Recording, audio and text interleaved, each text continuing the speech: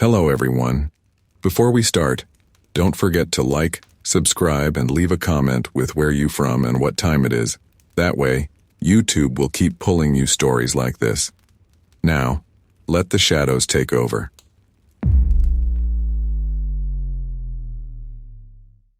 I was 17 when I had what I still call the worst night of my life. I've never told the full story out loud. Not to my parents, not to my friends, not even to a therapist. But it's been almost 8 years now, and I think it's time to finally say it, if only to get it out of my head. My name is Haley Matthews. I grew up in a quiet neighborhood in Mentor, Ohio, a place where everyone still waves at each other, and you can hear sprinklers hissing in the summer. The kind of place where nothing really happens, until something does. That night I was babysitting for a family on the next street over, the Parkers. I'd watched their 5-year-old daughter, Zoe, a handful of times before. Zoe was a sweet, shy kid who loved unicorns and peanut butter crackers and insisted on wearing mismatched socks. Her parents were nice. A little uptight maybe, but they always paid me well and never came home too late. That night, they were going to a charity dinner about 30 minutes away and said they'd be home around midnight. I said sure, showed up at 6:30 and everything seemed normal. Emphasis on seemed. Mrs. Parker walked me through the usual. Dinner's on the counter. Zoe's allowed 1 hour of cartoons, bedtime at 8:30. She said they'd leave their phones on in case of emergency, but didn't expect anything. She's an angel when she's not overtired, she added with a smile, and I waved goodbye as they headed out the door. At first, everything really was fine. Zoe ate her mac and cheese, spilled some juice on the carpet, giggled a lot, and then we watched an episode of Bluey together. Around 8:20, I helped her brush her teeth and tucked her into bed in her pink room with the unicorn lamp and glow-in-the-dark stars. She asked me to read Goodnight Moon, which I did for probably the 5th time that week. She fell asleep halfway through the second read, clutching her little stuffed giraffe. By 9 p.m., I was curled up on the Parker's sectional with my hoodie on and my phone out, scrolling TikTok and texting my best friend Emma about some dumb drama at school. I remember even thinking how peaceful the house felt. Quiet, clean, safe. It's funny how you don't notice when things start feeling off. It always starts so small. At first it was just a sound. I heard something from upstairs, a soft click, like a door shutting. I paused my video and listened. Nothing. Zoe had already been out cold for a solid 30 minutes by then, and she was a deep sleeper. I figured maybe the heating vent popped or something. You know how old houses are. So I brushed it off. But then maybe 5 minutes later I heard footsteps. Slow ones. Just a few, directly above the living room where I was sitting. It made my stomach tighten a little. I muted my phone and sat up. The Parkers didn't have any pets. Just Zoe. I waited, barely breathing, but the footsteps stopped. Silence again. Too much silence. I decided to check on Zoe just to be sure. I crept up the stairs, trying to keep my footsteps light. Zoe's bedroom was at the end of the hall, and as I reached for the doorknob, I noticed it was already open wider than I'd left it. I was certain I had pulled it almost shut earlier, just cracked so I could hear her if she cried. Now it was halfway open. I slowly peeked in. Zoe was still there, sound asleep, curled under the covers with her giraffe. Nothing seemed out of place. Her nightlight glowed softly, and everything looked untouched. I felt like an idiot for being spooked. I closed the door to the exact crack I'd left it before and turned around to head back downstairs. That's when I noticed it, the attic string. The Parkers had one of those pull-down attic doors in the hallway ceiling, and the string was hanging lower than before. I hadn't even noticed it when I came up the stairs, but now it swayed just slightly. Like it had been tugged. Just a little. Just enough. My chest tightened. I stared at it for maybe 10 full seconds, waiting for it to stop moving. I told myself it must have been air pressure or something. Some kind of draft. But I couldn't shake the image of those footsteps from earlier. I should have called the Parkers right then. I should have called my dad. But I didn't. I told myself it was nothing and went back downstairs. It was 9:43 when the baby monitor started crackling. It was sitting on the coffee table next to me, and out of nowhere, this static just hissed through it like someone was brushing their hand across the microphone. Then it stopped, dead silent. Then, a whisper. "Zoe." I swear to God, I almost threw the thing across the room. I sat frozen, staring at the monitor like it had just grown teeth. I waited. More static. Then it went quiet again. I jumped up, heart pounding, and grabbed the baby monitor. My fingers were trembling so badly I almost dropped it. I bolted up the stairs again, this time full adrenaline. When I got to Zoe's room, I flung the door open. She was still asleep. Nothing had changed, but now the attic string was fully pulled down, and the wooden panel was cracked open. I backed away from the hall ceiling like it was a wild animal. I didn't know what to do. I didn't have any weapon. I was 17, wearing fuzzy socks and an oversized hoodie.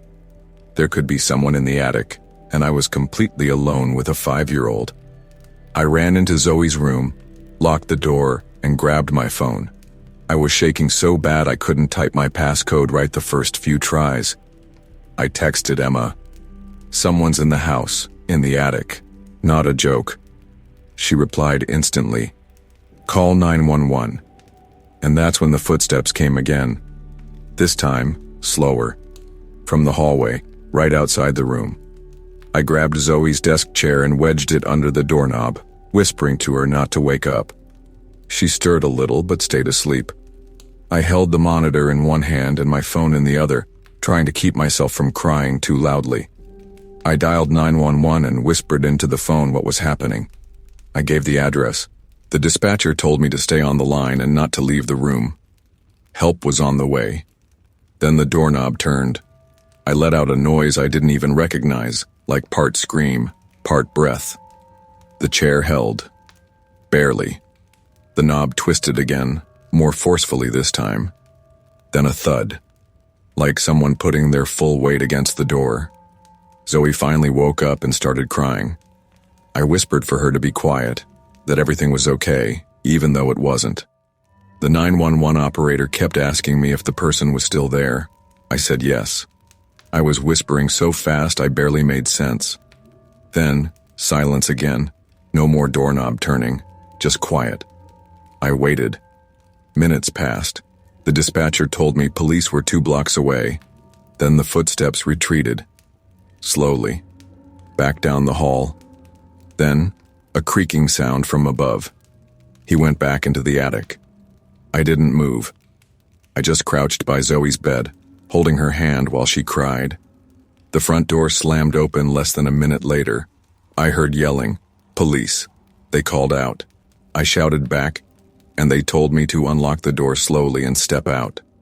By the time they got us outside, 5 officers were searching the house. Another stayed with me and Zoe.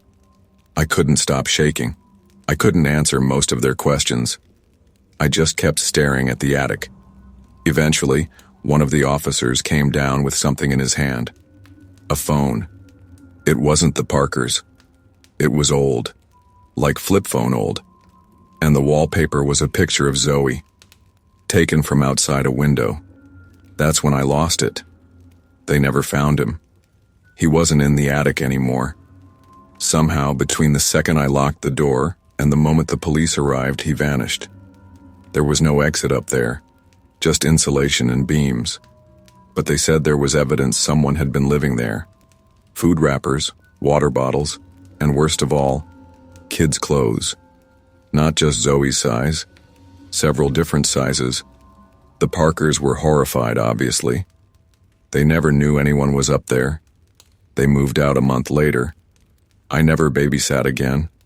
I still have nightmares about the whisper through the baby monitor, about the doorknob turning, about how close I came to opening that attic. And the worst part? The police said the phone had several unsent texts saved as drafts. All of them said the same thing. She's almost ready.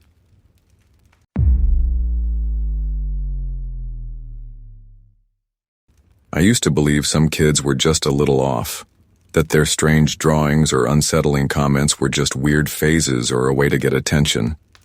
I don't believe that anymore. Not after what happened in Woodridge, Illinois. Not after the night I babysat Lily Caldwell. It started on a chilly Tuesday evening in late October. I was 21, a broke college junior picking up babysitting gigs around the suburbs to pay rent. I'd worked with a lot of families in the area, so when a couple called last minute asking if I was available that night, I didn't think twice. The dad, Evan Caldwell, said he got my number from the Lockwoods, a family I sat for pretty often, and mentioned that their usual sitter canceled unexpectedly. "We're not really comfortable leaving her with someone new," he said, sounding genuinely nervous. "But it's kind of an emergency. My sister just went into labor up in Rockford and we need to be there soon." I told him it was no problem. He gave me the address and said his daughter was quiet and easy to care for. Nothing to worry about. When I pulled into their neighborhood, something about the street struck me as oddly quiet. Woodridge is a peaceful suburb, but this street felt hollow, like the air itself had thinned out. The house was on a cul-de-sac at the very end. A pale yellow two-story with a creaky storm door and piles of dead leaves blown into every corner of the front steps. The place looked clean, but weirdly empty, like a staged home for sale that no one actually lived in. No Halloween decorations, no pumpkins, no signs of life. Evan answered the door.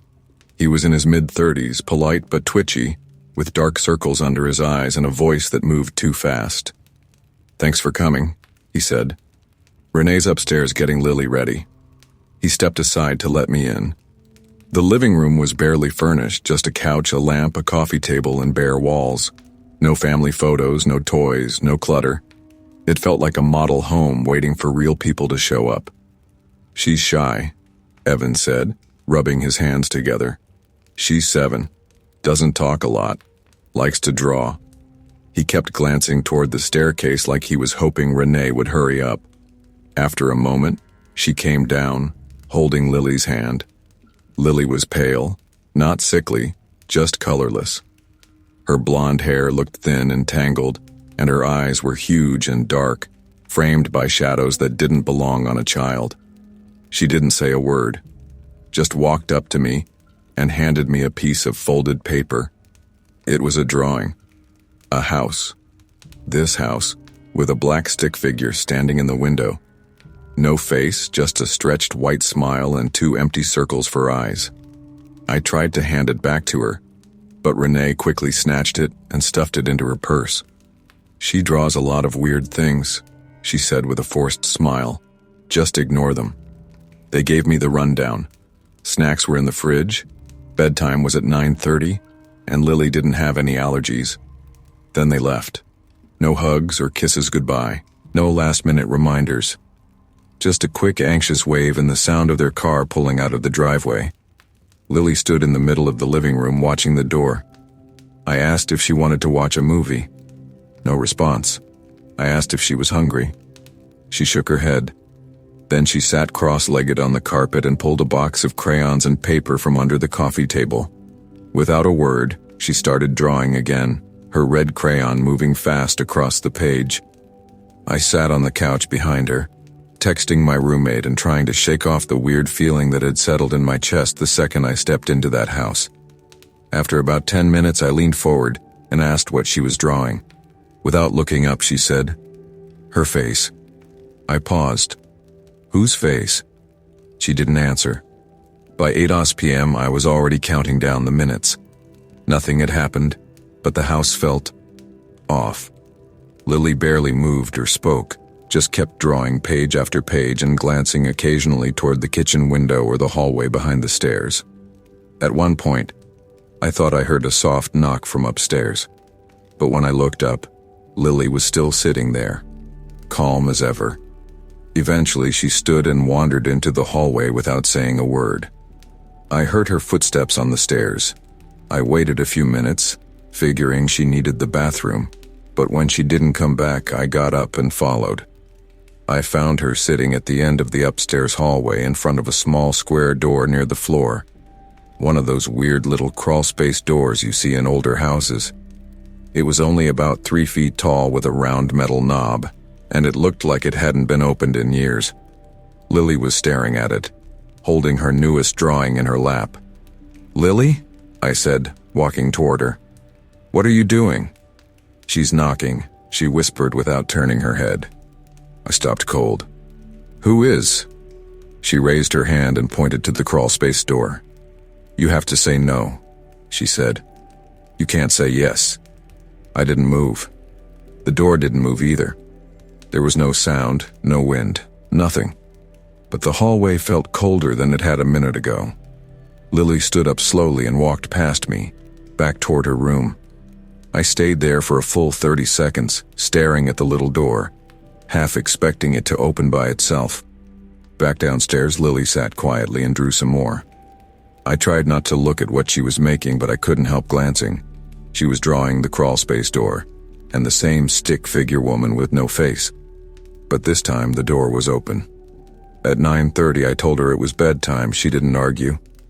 Just walked up the stairs, climbed into bed, and pulled the covers up. I sat beside her and tried to lighten the mood. "Do you want me to read something to you?" She shook her head. Then she whispered, "She watches me sleep. Don't let her in." I didn't say anything. I turned on her nightlight, whispered goodnight, and left the room. Downstairs I sat on the couch with my phone in my lap, staring at the front door. I checked the time every 2 minutes. 9:41, 9:43, 9:47. At 9:52, I heard 3 slow, deliberate knocks from upstairs. I froze. My body tensed in a way I've never felt before. My brain tried to reason. Maybe Lily got out of bed. Maybe she was playing a prank. But those knocks didn't come from her door, they came from the hallway. I stood and took a few steps toward the stairs. Everything in me said to call the parents, call the police, call someone. But instead I grabbed my phone and slowly crept up the stairs. The hallway was empty. Lily's bedroom door was cracked open, and the nightlight glowed faintly from inside. She was in bed, asleep. But the crawlspace door was open. Just a few inches, but open. On the white wood, 3 fresh red smudges ran down the center like fingers had dragged across it. I backed away. My breath caught in my throat. I turned and hurried back down the stairs, grabbed my bag, and reached for my phone. I texted Renee, "Hey, is there anyone else who has access to the house? Anyone else who could be here right now?" No response. I turned toward the stairs again. That's when I saw Lily. She was standing halfway down, barefoot, eyes still half closed. She looked blank, empty, like she wasn't really awake. I started to walk toward her when she mumbled, "Yes, yes, yes, yes." I stopped cold. "Lily?" I asked. "What are you saying?" Her eyes slowly blinked open. She looked confused, like she didn't know how she got there. "She's here," she whispered. That was it. I grabbed her by the hand, wrapped her in the throw blanket from the couch, and called 911. I didn't even explain. I just told the dispatcher the address, said someone might be in the house, and that I was taking the child outside. As I reached the front door, I heard a creaking sound behind me. I turned. The crawlspace door was swinging open wider. Just before it stopped, I saw something inside. A face. Pale. Grinning. Too wide. Staring directly at me. Then it vanished. I ran. The police showed up 6 minutes later. They searched the house top to bottom, crawlspace included. Nothing. No sign of forced entry. No footprints. No one hiding in the walls. But inside the crawlspace, they found a pile of Lily's drawings. Dozens of them. All of the same woman. Stick figure, black body, no eyes, bleeding mouth, arms too long. In every picture, the house was burning. Evan and Renee never returned. Their phones were disconnected. No records of them ever living at that address. No enrollment under Lily's name in the school district. The house was listed as abandoned and condemned 3 days later. I drove by a week after. The windows were boarded up. A sign on the front door read, Do not enter unsafe structure. In my coat pocket, I found one last drawing. A picture of me, standing in the hallway, holding Lily, and behind me, her, in the exact same pose.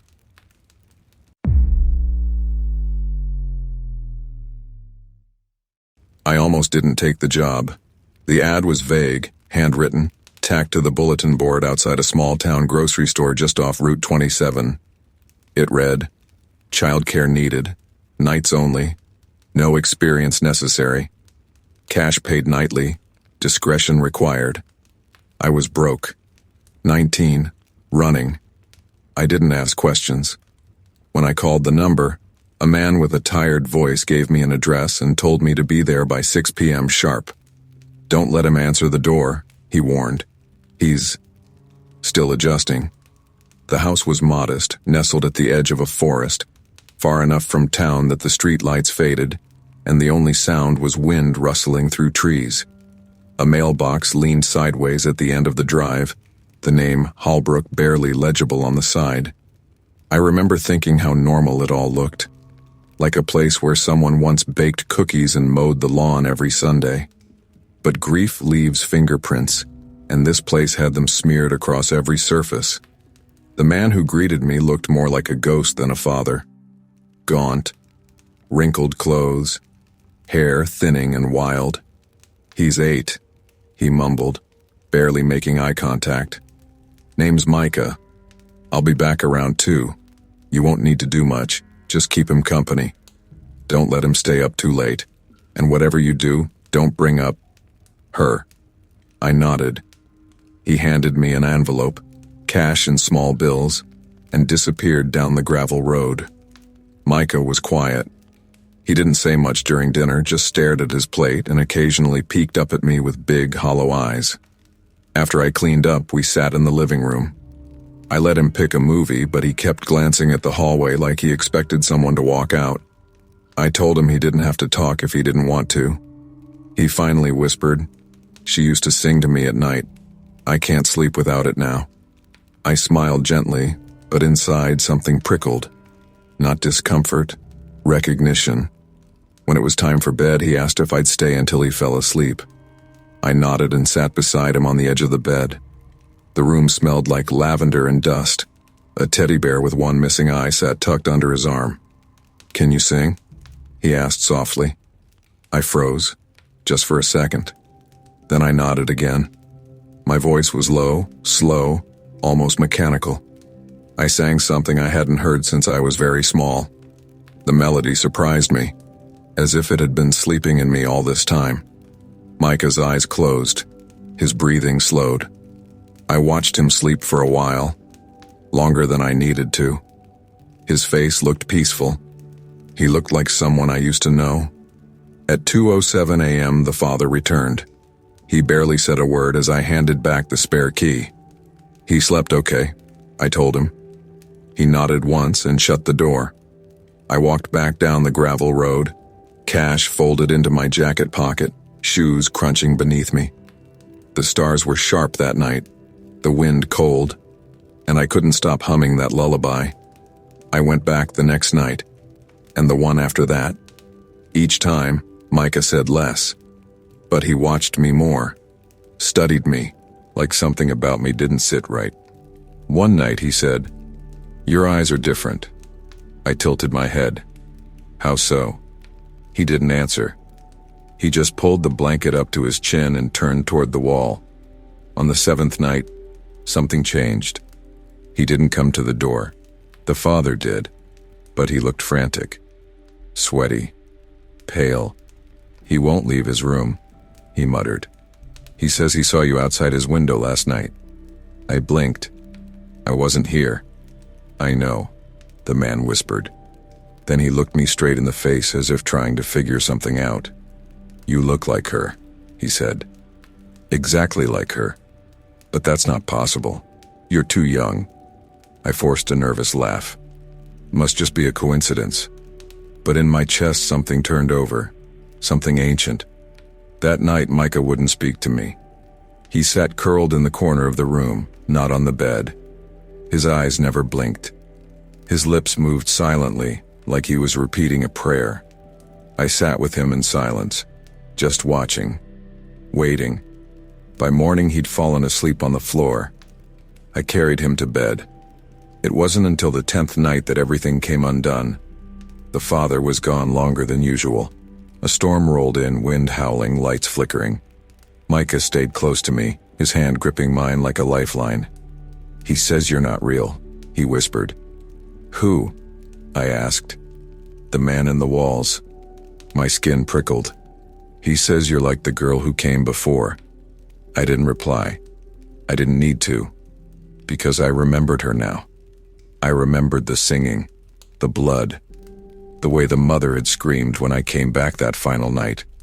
Not out of fear, but recognition. She'd known me, known what I was, what I brought, and she'd tried to stop me. I remembered the fire, the smell of burnt wood and scorched flesh, and the silence that followed. I'd wandered for years after that. No name, no age, just a feeling, a hunger, a whisper in the back of my skull that led me to places like this. Children like Micah. The door creaked behind me. Micah turned. "Your eyes are black now," he said softly. "They weren't like that before." I smiled, not out of malice, not even joy, just instinct. I reached for him slowly, the way you might reach for a candle in the dark. "You don't have to be afraid," I whispered. "I'm here now. I've always been here." The lights flickered again, and then there was only the sound of the storm. When the father returned, the house was silent. Too silent. He found Micah's room empty, the sheets cold, a lullaby playing on loop from an old music box on the dresser, and on the wall, written in a child's shaky handwriting, were 6 words. She was the girl who came before.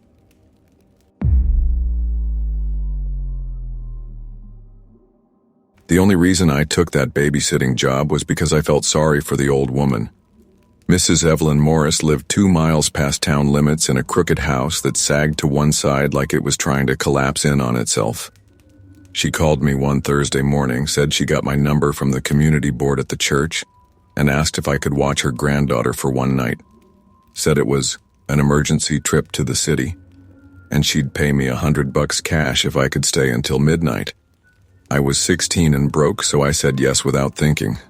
Her voice over the phone had this old, crackling tone, like someone whose vocal cords had been dragged across gravel. She mentioned her granddaughter was quiet and well-behaved, but a little different, and that was it. No further explanation. When I pulled up to the house that evening, it was already getting dark. The place looked like something straight out of a horror movie. 2 stories, faded green paint, windows too high off the ground, and weeds growing up through the porch steps. It sat at the edge of a stretch of woods that seemed to grow thicker the further you looked, like the trees were trying to inch toward the house. Mrs. Morris met me at the door. She was thin, brittle-looking, with skin like yellow parchment and eyes that never blinked long enough to feel natural. Her breath smelled like old tea and menthols. She barely greeted me before she launched into instructions. "No sweets after 7. She doesn't like loud noises. Don't let her near the hall mirror upstairs. If she says something strange, just ignore it." I asked what she meant by strange, and Mrs. Morris just said, "You'll see," then called out behind her, "B, come say hello." A small girl peeked out from behind the stairwell. She looked no older than 6 or 7, barefoot, with thick black hair and skin pale enough to make her eyes look almost too big. She didn't wave or smile, just stared at me like she was trying to decide if I was real. "This is Beatrice," Mrs. Morris said. "She prefers B. Be good for her tonight, okay?" B didn't respond. Then Mrs. Morris grabbed her coat, handed me 2 20s and 2 10s with a shaky hand, and muttered, "I'll be back around midnight. Don't go upstairs if you don't need to." And then she was gone. B didn't move from the stairwell for at least another minute. I asked if she wanted to watch a movie or have dinner, and she shook her head. "I already ate," she whispered. Her voice was soft but scratchy, like someone who hadn't used it much lately. We sat in the living room. I scrolled on my phone while she sat in the armchair with her knees pulled up to her chest. The whole house creaked around us. Every gust of wind outside made the walls moan. I figured she was just a weird kid from a rough situation, and I wasn't about to make things worse by pressing her to talk. But after about 20 minutes of silence, B spoke. "She doesn't like you." I looked up from my phone. "Who doesn't?" She turned her head slowly, eyes flicking toward the ceiling. "The mother in the mirror." I laughed a little before I could stop myself. "You mean your grandma?" B shook her head. "No, the other one. The one upstairs." My stomach tightened a bit. I glanced toward the stairs and then back at her. "You mean your reflection?" "She's not my reflection," B said. "She lives in the hall. She waits." I forced a smile and said something like, "Okay, well, we're staying down here, so no worries." But the truth was, that house suddenly felt colder. Around 8 I offered to put on a movie. B picked something old and boring. I don't even remember the name. I sat on the couch pretending to watch it, but really I was paying attention to her. She hadn't blinked in a long time, and every now and then her head would tilt like she was listening for something no one else could hear. At 8:47 the power went out. Just like that. Total darkness. The house groaned and I heard something shift upstairs. A long scraping sound, like furniture being dragged across the floor. "Crap," I muttered, standing up. "You got a flashlight?" B didn't answer. She was still in the chair, hands folded in her lap like she hadn't noticed. "B!" "She's awake," she whispered. "She comes when the lights go out." I checked my phone. No signal, no bars, just a black screen and 8:49 glowing in the corner. I turned on the flashlight and started toward the kitchen, thinking maybe there were candles or a breaker box back there. B didn't follow. She just sat there, staring at the blank television screen like it was still on. The kitchen was even colder than the living room. I searched the drawers, found some matches, a lighter, a half-used candle, and an old rotary flashlight that barely worked. I lit the candle and started to head back when I heard something from upstairs. Not a scrape this time. A voice. Soft, raspy, muttering something I couldn't understand. I froze. Then B screamed. It wasn't a loud scream. It wasn't even a scream of fear. It was shrill and strange, like a bat screeching underwater. When I ran back into the living room, she was standing now, her eyes wide, staring at the stairwell. "She's coming," B said. "She's mad at you." "Who? Your grandmother?" B shook her head so hard her hair whipped across her face. "No. Her. You looked at her too long." I didn't know what the hell she meant, but I grabbed her hand and said, "Let's go outside. Let's just wait for your grandma out front." B pulled back. "No. She's in the mirrors out there too." "B, you can't run. You have to close your eyes when she passes." I didn't have time to argue. Something moved on the stairs. Not the sound of a footstep, but something scraping along the wood, like nails. I turned my flashlight toward it and saw nothing. And then I did. A reflection. From the hallway mirror upstairs. The one Mrs. Morris told me to avoid. A woman. Standing sideways, her body bent backward at the waist like her spine had cracked in half. Long black hair that moved like it was underwater, and a face that was wrong, pale, mouth too wide, no eyes, just smooth skin stretched across where they should have been. I turned off the flashlight, blew out the candle. B gripped my arm and whispered, "Don't move." The floor above us creaked, and then came the sound of breathing. Not ours. Wet, rattling breathing. Closer. Closer. Then right above us. I closed my eyes. I don't know why. I just did. Something passed by the stairwell. I felt air shift across my face like something huge had walked through the room. B didn't move, didn't speak. She just squeezed my arm tighter. Then silence. Then a knock on the front door. 3 times. Knock. Knock. Knock. I opened my eyes. Everything was quiet again. The lights flickered back on a second later like nothing had happened. The living room looked the same. B was staring at the door. I walked over, peeked out through the curtains. No one was there. But something had been carved into the wood of the porch railing. She's mine now. I turned to B. Did you do that? She didn't answer. Just stared at the TV again, which was still off. At midnight, Mrs. Morris came back. I told her what happened. The power outage, the voice upstairs, the thing in the mirror.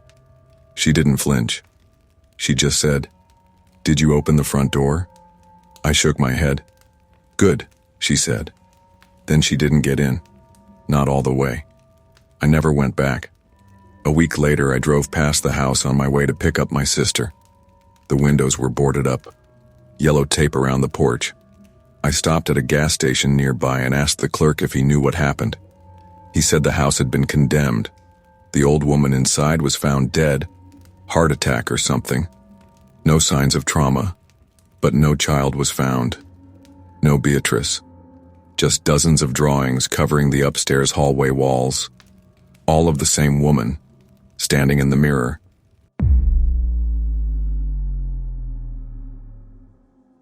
I never wanted to babysit again after that night. I didn't even tell anyone what really happened.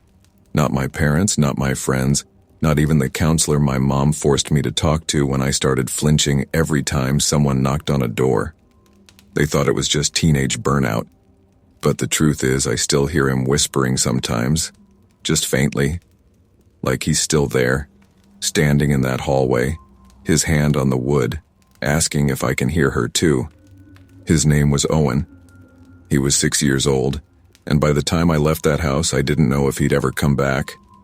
It was supposed to be an easy job. One night, I was 17, broke, and trying to save up for a used car. Mrs. Carver called me on a Thursday afternoon after seeing my babysitting flyer on the board at the gas station. She sounded tired. Not just physically tired, like the kind of tired that soaks into your bones and never really leaves. She said she had to drive out to Des Moines to visit her mother in the hospital and didn't want to bring her grandson. "Owen's a quiet boy," she said. "He's been through some things. He doesn't speak much anymore, but he won't give you any trouble. I'll be back around midnight. I just need someone here with him." I arrived at the house around 5. It was a small white farmhouse surrounded by frozen fields and bare trees that looked like black veins stretching across the gray sky. The place didn't look run down exactly, but there was a hollowness to it, like it had seen too much sadness to keep pretending. Wind chimes clinked softly on the porch, even though I couldn't feel any wind. Mrs. Carver opened the door before I knocked. She was in her late 50s, wearing an old cable knit sweater and jeans that hung too loose on her frame. Her face was pale, and her smile didn't quite reach her eyes. She didn't invite me in right away. Just stood there for a second, looking over her shoulder before turning back to me. "Don't let him near the cellar door," she said. "If he asks, just tell him it's locked. Don't open it. Don't talk about what's behind it, please." Then she stepped aside and let me in, grabbing her purse from a chair and handing me a short list of emergency numbers. "He's in the living room. He's had dinner already. He might not say much, but he'll listen. Thank you again for coming." She didn't wait for a reply, just gave me one last tired glance and walked out, her boots crunching softly against the snow-dusted steps. Owen was sitting on the carpet in front of the TV when I found him. Small, pale, with blonde hair that looked like it hadn't been brushed all week. He wasn't watching anything. The TV was off. He was holding a small wooden airplane in his lap, running his finger over the wings in slow, absent circles. I crouched beside him and smiled. "Hey, I'm Tessa. I'm gonna hang out with you tonight, okay?" He didn't respond, just blinked once, then looked back down at the plane. For the next hour, we didn't speak. I sat on the couch, scrolling through my phone while Owen stayed on the floor, still spinning that propeller. It was the quietest babysitting job I'd ever had, and yet something about it felt heavier than any screaming toddler or chaotic family I'd dealt with before. It was in the air. The silence wasn't peaceful. It was the kind that presses against your ribs, like something's waiting underneath it. I tried not to stare, but every now and then I'd catch Owen glancing down the hallway toward the back of the house. At first I didn't think much of it. Old houses creak, kids get spooked. But the fifth time he looked, I followed his gaze. There was a door at the end of the hallway, tall, warped wood with a thick iron latch and a rusted padlock dangling beneath it. The cellar. Something about it made the hair on my neck stand up. It didn't look like part of the house. It looked like it had been there long before the rest of it had been built. I tried to ignore it. Around 7:30, Owen finally spoke. Just one word. "She's listening." I looked up from my phone. "What was that?" He pointed toward the hallway. "She listens through the floor." I felt my mouth go dry. "Who?" "My mom. She's still down there." My chest tightened. I remembered what Mrs. Carver had said on the phone. He'd been through something. I hadn't asked for details, but now I didn't need to. I knelt beside him again and tried to keep my voice light. "Your grandma said she went away, remember? She didn't want to leave," he whispered. "She said the baby was cold, and she had to keep him warm. So she stayed. She says it's warmer down there." I couldn't respond. I just sat there, frozen, feeling like I was hearing something I wasn't supposed to. A kid's imagination, maybe. But it didn't feel like make-believe. It felt like memory. After an awkward attempt at distracting him with a board game, I eventually got Owen upstairs and into bed around 8:30. He didn't argue, didn't speak again, just curled into the blankets with that same wooden airplane clutched to his chest.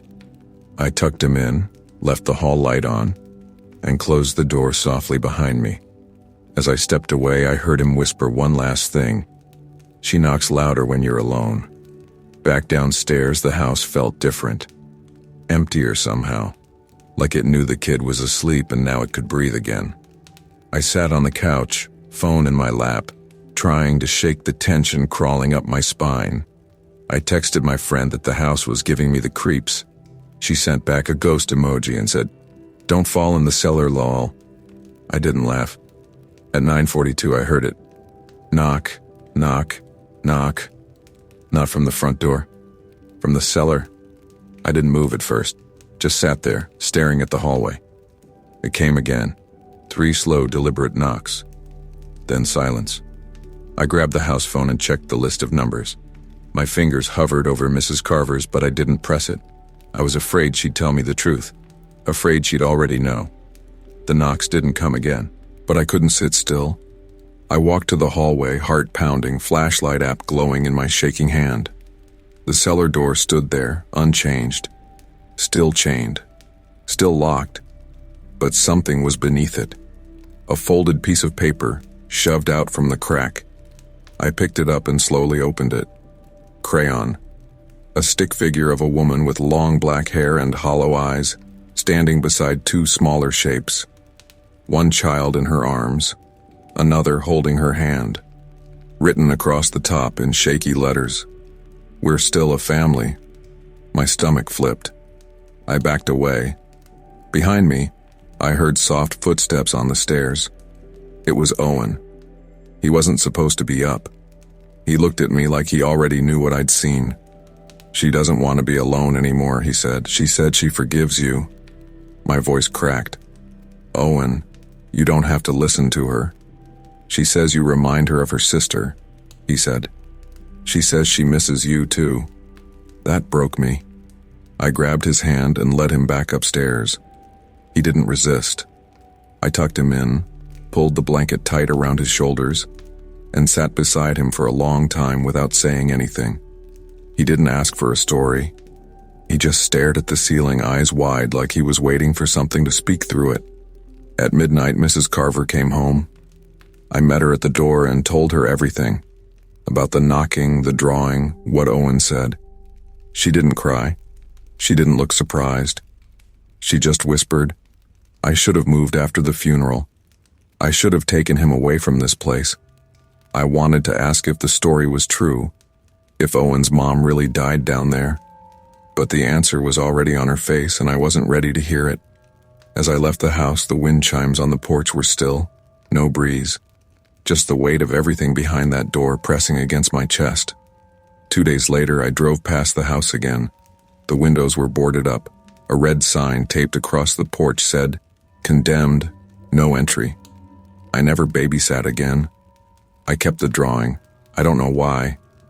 Maybe to remind myself it was real. Sometimes I look at it and wonder if Owen ever really had a chance to move on. Or if part of him stayed there, frozen in time, waiting for a mother who never left. She said she forgave me, but I don't think I'll ever forgive myself.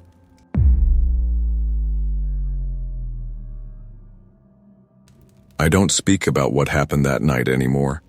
Not because I've convinced myself it wasn't real, but because I'm afraid that if I say it wrong, if I accidentally echo his name or describe the sound he makes too clearly, he might hear me. I might draw him back, and I don't think I'd survive a second encounter.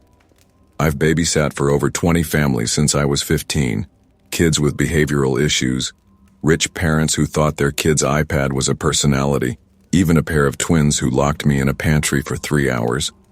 But none of that prepared me for what I experienced in the Taylor house. That job came through a referral I wasn't expecting. A distant cousin of a friend texted me saying she knew a family that needed someone reliable, last minute, and for big money. I was 18 and working weekends wherever I could to save up for my first car, so I didn't even hesitate when she said it paid $300 for one night. The only condition? I had to stay the entire night. No early exits, no backing out.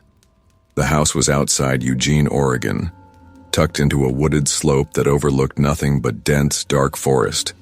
It looked like something from a modern architecture magazine. Flat roof, tall glass walls, the kind of place with too many clean lines and not enough warmth. As I drove up, my GPS died just before I reached the driveway, and there were no streetlights for miles. When I parked and walked up the curved concrete steps, I noticed the windows didn't reflect anything, not even me. Dr. Taylor answered the door. He was sharp, gray hair, glasses, face like he hadn't smiled in years. He wore a dark turtleneck and had a Bluetooth earpiece blinking red in his ear. His wife stood behind him, quiet and ghostly, her face gaunt and eyes unfocused, like she wasn't entirely present. They told me their son, Milo, was already fed, and his bedtime was 9 p.m. sharp. They handed me a clipboard with instructions, thanked me in voices that felt rehearsed, and turned to leave. But just before walking out, Dr. Taylor paused and looked at me. "Keep sound on," he said. "Music, TV, anything. Do not let the house go completely silent. If Milo mentions the man in the silence, ignore it, and do not repeat that name out loud." That was all he said. I stood there for a moment after they left, clutching the clipboard, half thinking it was some weird joke. Then I saw Milo. He was standing at the end of the hallway, small, maybe 7 years old, in flannel pajamas, holding a stuffed gray rabbit. His hair was curly, his skin pale, and his eyes too still for a kid his age. He didn't greet me, just stared like he already knew something I didn't. I tried to lighten the mood, walked over and asked if he wanted to watch a movie. He nodded once. I put on some animated film and sat beside him on the couch. Even with the sound playing, the house felt too quiet. No creaks, no heater hum, no fridge noise. Like the house itself had been vacuum sealed. Milo barely reacted to the film. Every 10 minutes or so, he'd glance toward the hallway that led to the bedrooms and then back to the TV, as if checking to see if the quiet was getting closer. At 8:15, he finally spoke. "You hear him yet?" I looked at him confused. "Who?" I asked. "The one who lives between sounds," he said. "He gets closer when it's quiet. He doesn't walk. He slides, like a whisper made of skin."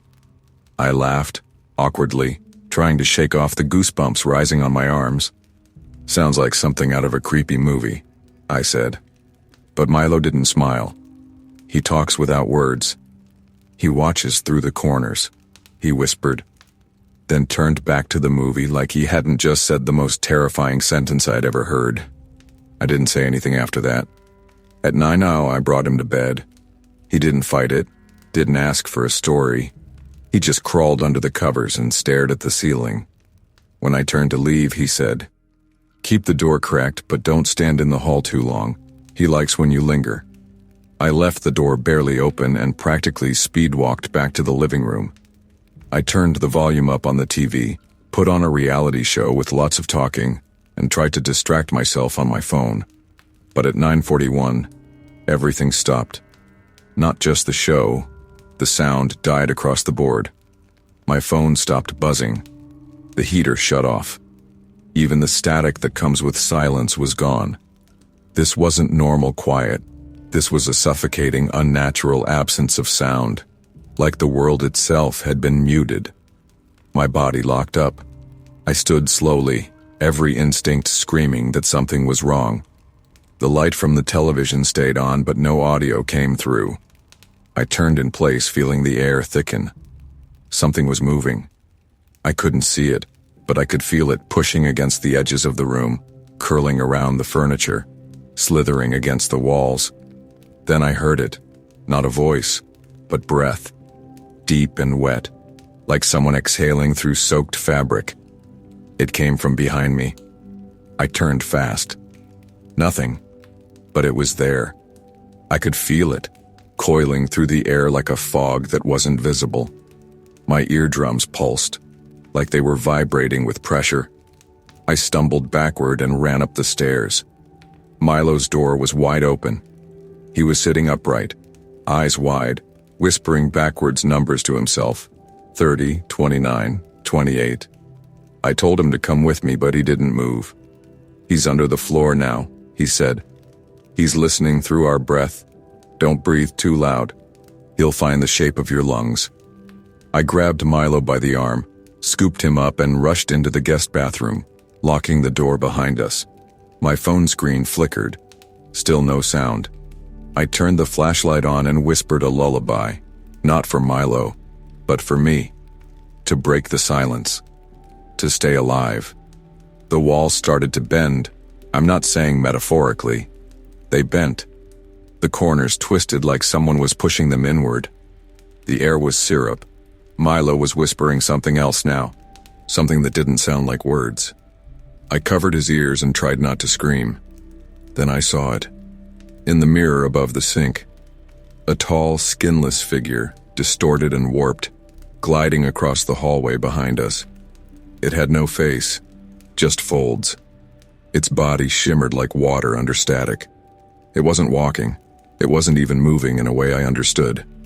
It flickered, shifted, breathed silence into the room. And then, just as fast as it started, it ended. Sound came rushing back like a gasp. The TV downstairs blared. My phone buzzed so hard it fell off the sink. Milo blinked twice and looked at me like he didn't know how we got there. At 7:02 a.m., the front door opened. Dr. and Mrs. Taylor walked in like nothing had happened. I tried to speak, but the words came out thin. I told them I wanted to leave. Dr. Taylor didn't ask questions, just handed me the envelope with the money and said, "Thank you for keeping the noise going." As I turned to leave, Milo walked up to me and handed me a drawing. It was of me, standing in the hallway. Behind me, in the corner of the paper, was a tall black figure with no face. Underneath, written in small, scratchy handwriting, were the words, "He remembers your silence. I never babysat again."